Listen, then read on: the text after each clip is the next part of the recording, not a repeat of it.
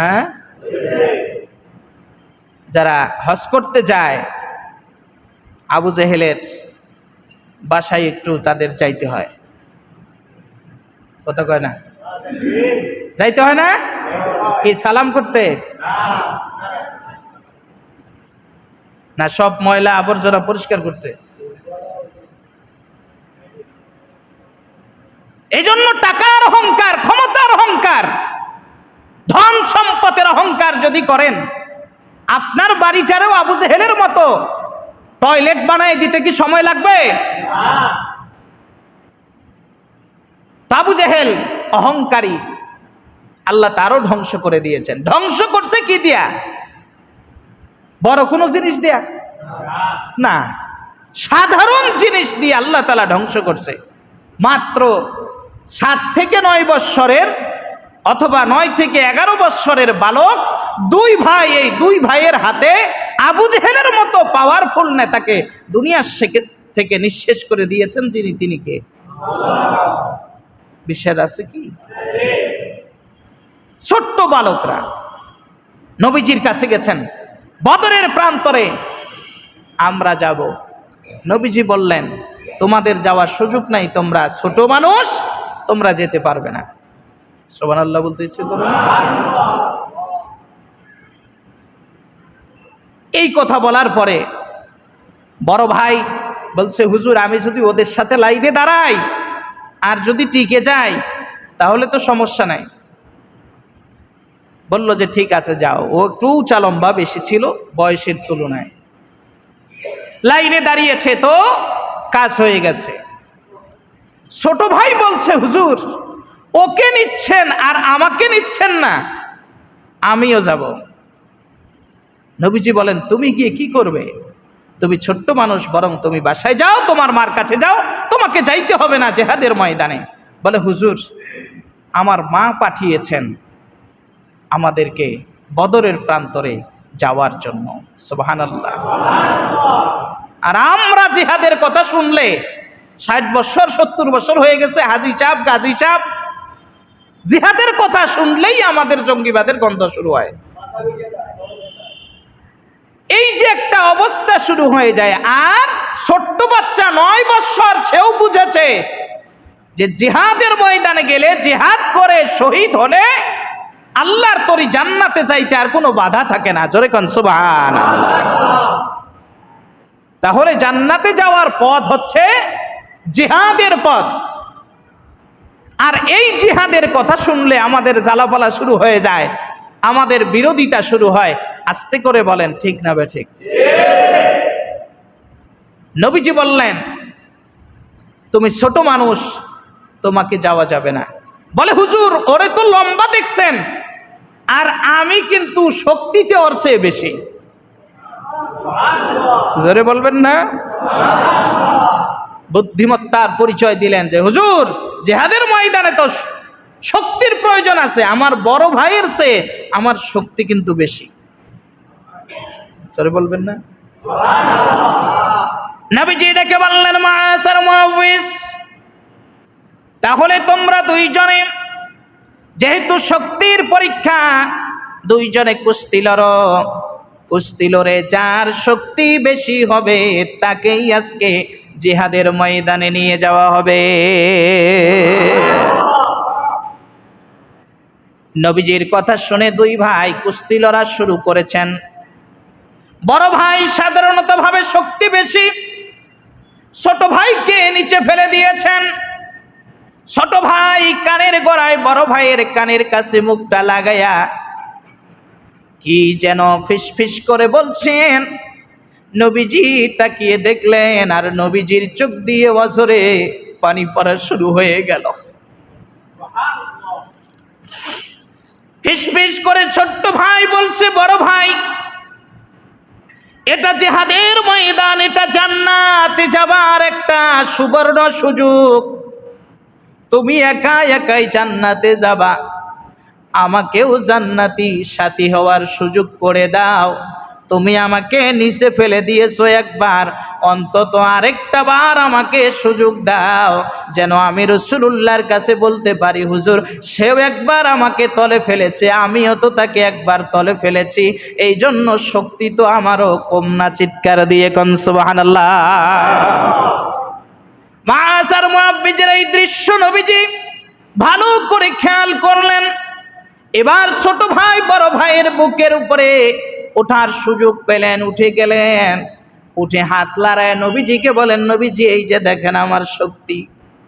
বুখারীর বর্ণনা এসেছে, নবীজি মুস্কি হাসি দিয়া দুইজনকে বুকের সাথে জড়াইয়া নিয়া ডেকে বলল, তোমরা কিসের জন্য এত উদ্বুদ্ধ হয়েছো জিহাদের ময়দানে যাওয়ার জন্য? বলে, নবীজি শুনেছি মক্কাতুল মুকাররমায় ছিলেন যতদিন, আবু জেহেলের অত্যাচারে অতিষ্ঠ হয়েছেন ততদিন, আজকে আবু জেহেলকে আমরা দুই ভাই মিলে খতম করে দিতে চাই। আল্লাহর নবী বললেন, ঠিক আছে যাবা, যে ঢাল তো নাই, তরবারি তো নাই, তোমাদেরকে কি দিব? মাআস আর মুআফিজ, এই যে নাও দুইটা খেজুরের ডালা দিলাম তোমাদেরকে, এই দুইটা খেজুরের ডালাকে অস্ত্র এবং ঢাল হিসাবে তোমরা ব্যবহার করবে। দুই ভাই চলে গেল, হাসতে হাসতে চলে গেল। যাওয়ার পরে বয়োজ্যেষ্ঠ সাহাবী সালমান রাদিয়াল্লাহু তাআলা আনহু, সবচেয়ে বেশি বয়স ছিল তার, তিনাকে অথবা আব্দুর রহমান ইবনে আউফ তিনাকে বললেন যে, চাচাজি আবু জেহেল কোনটা? সুবহানাল্লাহ বলবেন না? আবু জেহেল কোনটা? বলে, তোমরা দুই ছোট্ট বালক, তোমরা আবু জেহেলটা খুঁজো কেন? আবু জেহেলের কাছে তোমাদের কি? বলে, না শুনেছি মক্কাতুল মুকাররমায় সবচেয়ে বেশি কষ্ট আমার নবীকে নাকি আবু জেহেলটা দিয়েছে, আমার নবীর শরীরে নাকি পাথর নিক্ষেপ করেছে, আমার নবীকে নাকি বিভিন্ন অপবাদ দিয়েছে, আমার নবীকে নাকি বিভিন্ন গালিগালাজ করেছে। আমরা একটু দেখতে চাই, আমার নবীর দুশমনকে আমরা ধূলিসাৎ করে দিতে চাই। জোরে বলবেন না? আব্দুর রহমান ইবনে আউফ রাদিয়াল্লাহু আনহু তিনি বলেন, আমি তাদেরকে দেখাই দিলাম ওই যে বড়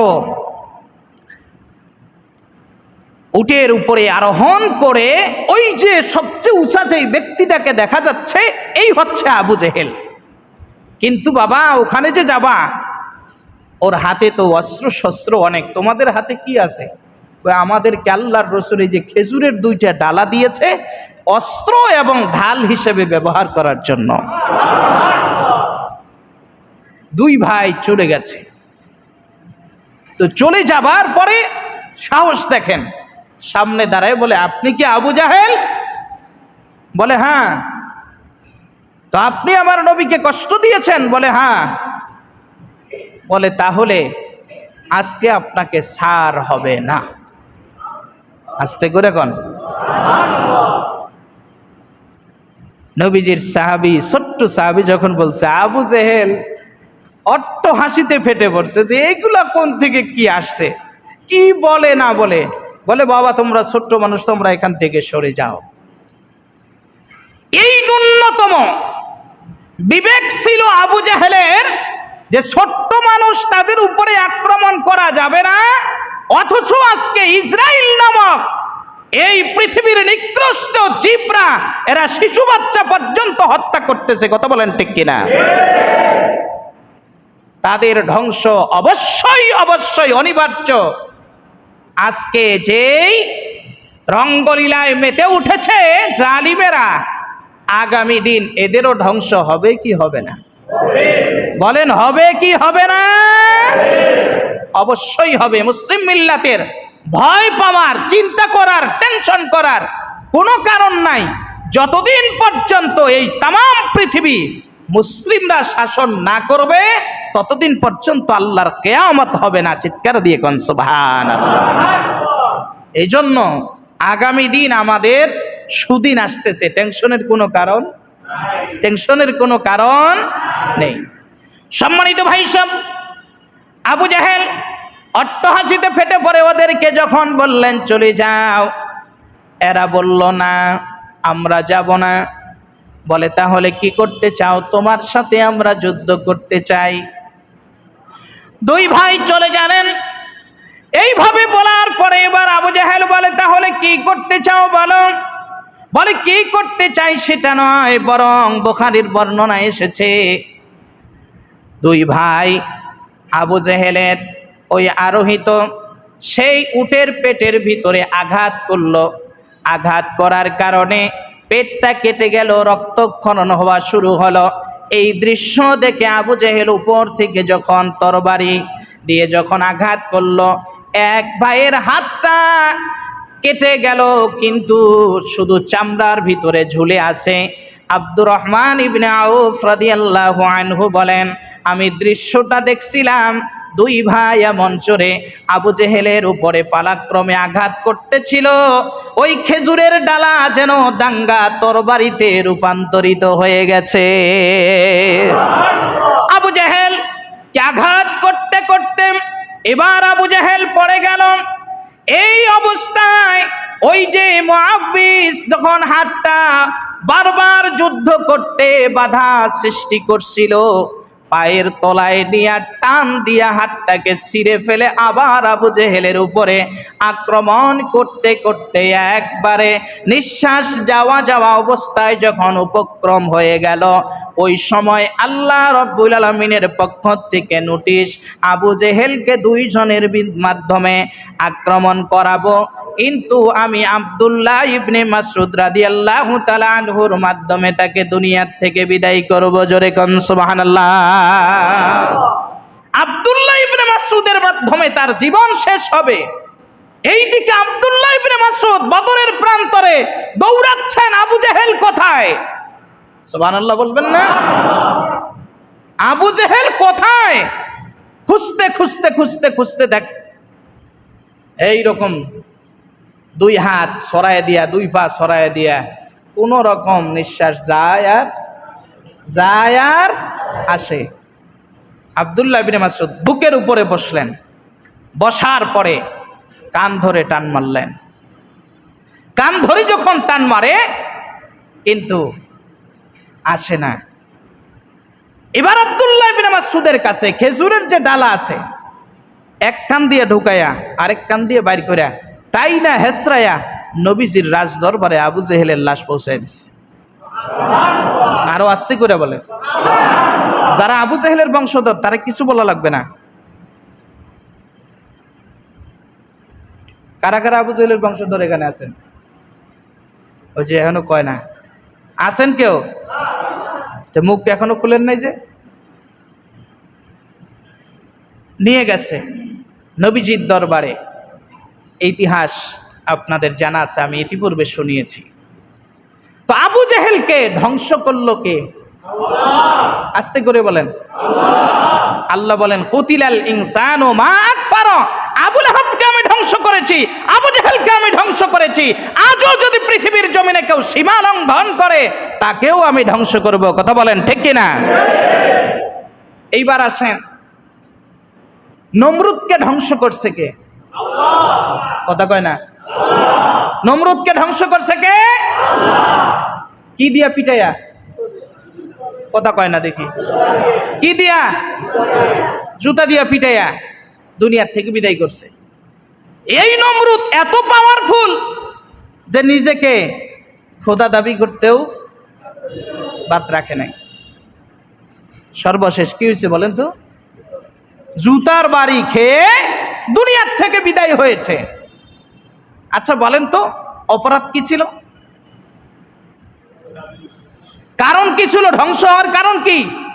সীমা লঙ্ঘন করছে। বলেন কি করছে? সীমা লঙ্ঘন করার কারণে ধ্বংস।